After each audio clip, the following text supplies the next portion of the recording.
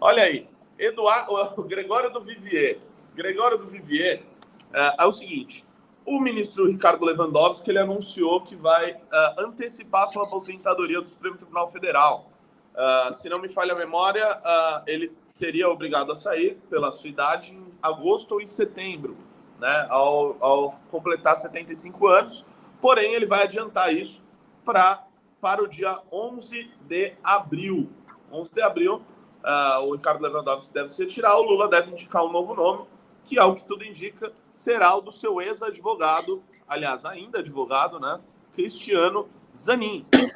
E aqui a gente pode debater várias características do Zanin. Podemos falar sobre o currículo dele, se ele é um bom jurista ou não é, se ele é bom no que ele faz, se não é, se ele, por ter sido advogado do Lula, será obrigado a se dizer suspeito em vários casos, se isso pode ser bom, se isso pode ser ruim. São vários temas que dá para debater acerca da indicação do Cristiano Zanin. Mas, Gregório do Vivier levantou um ponto que ninguém estava pensando. Ele trouxe à tona, do alto de sua sapiência, a seguinte colocação aí ao lado. Inacreditável Lula botar no STF mais um homem branco, declarou Gregório do Vivier. Olha só, esse é o tipo de cara que depois vai lá no Greg News, lá no programa dele, vai lá na internet chamar os outros de idiota, de burro, de tudo mais. Ele adora xingar, adora falar um palavrão e tudo mais. E olha só a esperteza do comentário dele. Corta o Gregório do Vivier daí, operador baiano, por favor. Assim, Eduardo Bisotto, você está incomodado com a branquitude de Cristiano Zanin no STF? Renato, que me deixa completamente incomodado, para não usar uma palavra muito ruim aqui, que seria bem mais agressiva, é o que estão fazendo com o Brasil. O Brasil é o país da inclusão, isso desde que os portugueses aportaram aqui em 1500. Eu brinco, inclusive em aulas que eu dou no meu curso, eu brinco bastante, que os portugueses fizeram duas coisas assim que eles chegaram ao Brasil. A primeira foi uma missa. Está registrado na carta do Pero Vaz de Caminha essas duas coisas. Primeiro foi uma missa. Eram cristãos, desceram, pegaram madeira lá, fizeram uma cruz e rezaram uma missa. A segunda coisa que eles fizeram foi uma suruba com as índias. Reuniram com o cacique da época e teve uma festa gigante, todo mundo se misturou e ninguém com nojinho. O Brasil incluiu todo mundo, africano, europeu, asiáticos, japoneses vieram e se incluíram na sociedade brasileira. Foi homem japonês casando com mulata, negro brasileiro casando com japonesa, e tudo certo. O Brasil tem problema, sempre teve, tem problema social, tem problema de inclusão, tem 1 milhão de problemas. Raça, gênero, nunca foram problemas brasileiros. Nos Estados Unidos, raça é um problema. Eu sempre lembro, até os anos 60, os Estados Unidos tinham um apartheid legal. Estava lá, positivado em lei, tinha ônibus para branco, assento para branco, bebedouro, que o negro... Bebedouro. O negro não podia tomar água num bebedouro de branco. Lá é um problema. Em alguns lugares do mundo, a questão do gênero é um problema. E é muito engraçado porque esses mesmos esquerdistas, se você tenta mostrar o local que tem problema com gênero, aí eles vão te chamar de islamofóbico. Aí não pode. No Irã estão perseguindo mulheres que querem tirar o véu. Meu Deus, seu islamofóbico, preconceituoso, onde já se viu? Você está apoiando o imperialismo americano que quer derrubar um povo independente. Lá não pode. Mas aí aqui eles vão trazendo esses problemas. Aqui eles geram guerra entre gênero. Aqui eles geram uma guerra racial. O Gregório expressa que o Gregório é burro. O Gregório é um ator. Ele sabe interpretar. Aliás, ele interpreta muito bem um personagem ao longo de 30 anos aí, o Gregório do Vivier. É sempre o mesmo personagem. É Gregório do Vivier interpretando Gregório do Vivier. Mas é o bunda mole do Leblon, é o chato do Leblon, que sempre tem as opiniões politicamente corretas que agradam todo mundo. Então, não, o Gregório nem sabe do que ele está falando. Ele pegou de orelhada uma bobagem influente, que é esse negócio de precisamos de uma mulher negra no Supremo. O coitado do Alckmin, pelo amor de Deus, às vezes eu tenho pena do vice-presidente geral do Alckmin. O Alckmin sempre foi um cara conservador, ele é católico, ele participa da Opus Dei. Outro dia o Alckmin me deu uma entrevista dizendo que seria muito importante para o Brasil ter uma mulher negra no Supremo. Tipo, tá, e daí? Qual é a diferença? Os caras não conseguem explicar. Correu outro dia do Banco Central. Correu um tweet, não lembro quem que foi, que o imbecil que tweetou, que o problema do board do Banco Central era a falta de diversidade. Tá faltando mulher trans negra no Banco Central, porque daí vai resolver o problema do juro. Daí resolve a dívida, resolve a inflação, resolve tudo. Não, e é curioso isso, porque acho que o último homem negro no STF foi o Joaquim Barbosa. O último não, o único. Eu não lembro de nenhum outro ministro do Supremo que tenha sido negro. Acho que foi o primeiro da história, até agora o único.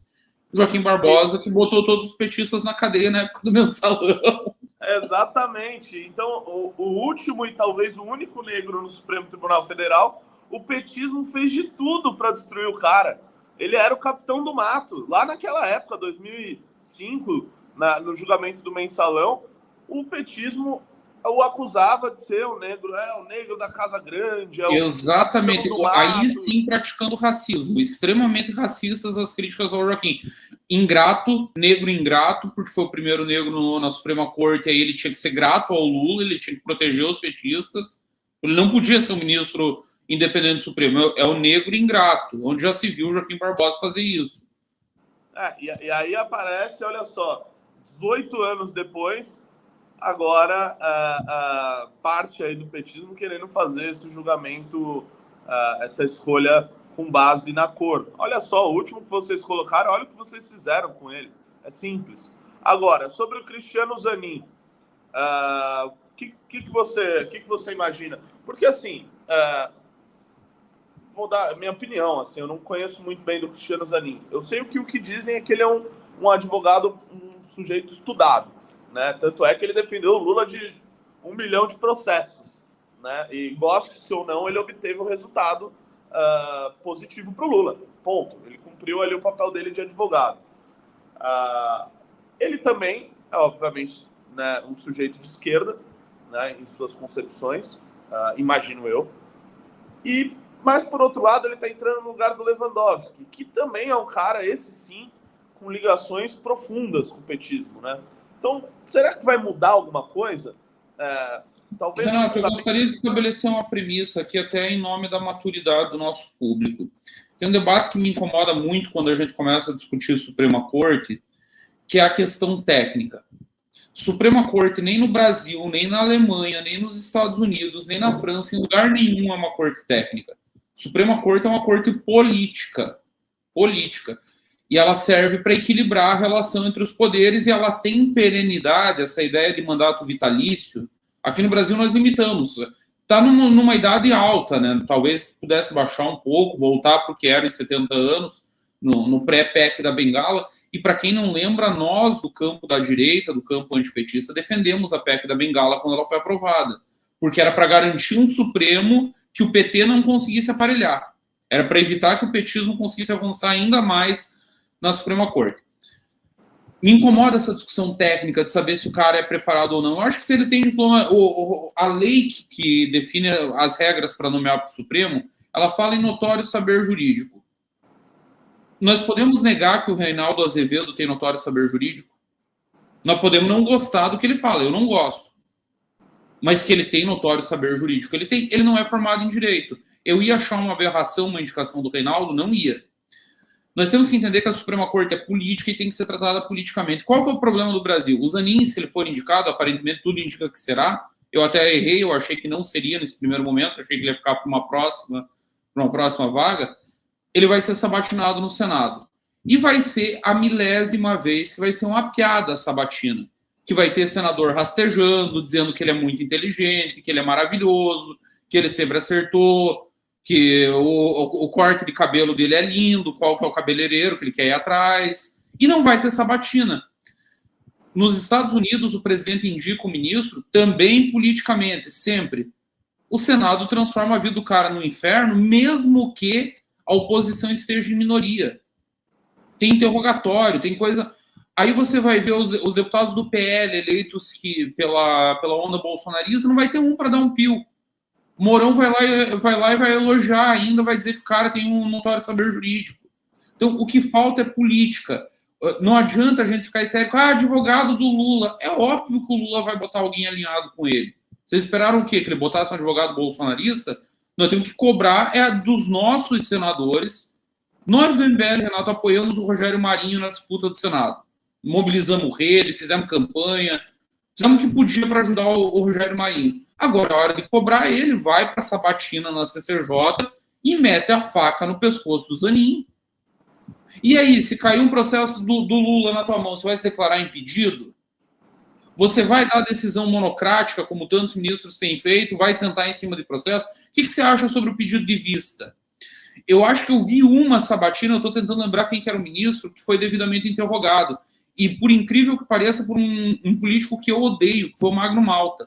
Eu tenho ojeriza ao Magno Malta. Foi o Alexandre de Moraes, não? Eu acho que foi o Alexandre de Moraes. E o Magno Malta fez uma belíssima sabatina. Um senador. Eu acompanho isso faz 20 anos e é 20 anos na mesma palhaçada. Zanin vai sentar lá e vai ter um coro de puxa-saco, inclusive da oposição, para dizer o quanto ele é maravilhoso e tentar ganhar a boa vontade dele depois em eventuais processos. Vamos cobrar os nossos senadores. Vamos mandar mensagem nas redes sociais. Vamos ver quem... O Marcos Duval vai continuar invadindo o bunker do Osama Bin Laden lá no Afeganistão ou vai cumprir o papel dele de senador? Muito obrigado por ter assistido até o fim. Já se inscreve aqui no nosso canal, deixa aquele like, mas deixa eu fazer um pedido. Assista também esse podcast no formato de podcast. mbl.org.br/podcast. Aí você vai lá parar no Spotify, você vai na Apple, você vai no Deezer, onde você preferir. Eu adoro ouvir meus podcasts enquanto faço academia. E você? Faça a mesma coisa. É muito bom também ouvir. E vou falar, a produção tá, ó, chique.